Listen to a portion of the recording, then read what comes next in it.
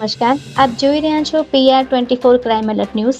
27મી જાન્યુઆરીના રોજ અમદાવાદ શહેરના સાબરમતી વિસ્તારમાં આવેલી મેટિસ હોસ્પિટલના કર્મચારી દ્વારા મહિલા દર્દીની છેડતી કરાઈ હોવાનો કિસ્સો સામે આવ્યો હતો। વહેલી પરોઢે જ્યારે યુવતી હોસ્પિટલમાં અર્ધબેભાન હાલતમાં હતી ત્યારે કર્મચારી તેની પાસે ગયો હતો અને અડપલા કર્યા હતા।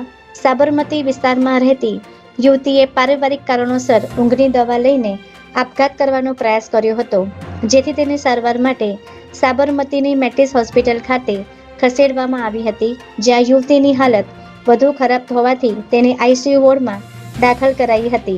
ત્યારે છેડતીની સમગ્ર ઘટના બની હતી। યુવતી આઈસીયુમાં અર્ધબેભાન હાલતમાં સૂઈ રહી હતી ત્યારે કોઈ વ્યક્તિએ તેના શરીર પર હાથ ફેરવીને છેડતી કરતા યુવતીએ બૂમાબૂમ કરી હતી, જેથી આરોપી ત્યાંથી ફરાર થઈ ગયો હતો। જેથી યુવતીની ફરિયાદના આધારે પોલીસે સીસીટીવી ફૂટેજના આધારે તપાસ કરી ત્યારે છેડતી કરનાર શખ્સનું નામ ઇન્દ્રજીત રાઠોડ હોવાનું સામે આવ્યું હતું।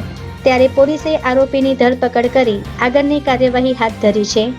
પકડાયેલ આરોપી મૂળ અસારવા ખાતે આવેલા ચમનપુરામાં રહેતો હોવાનું સામે આવ્યું છે।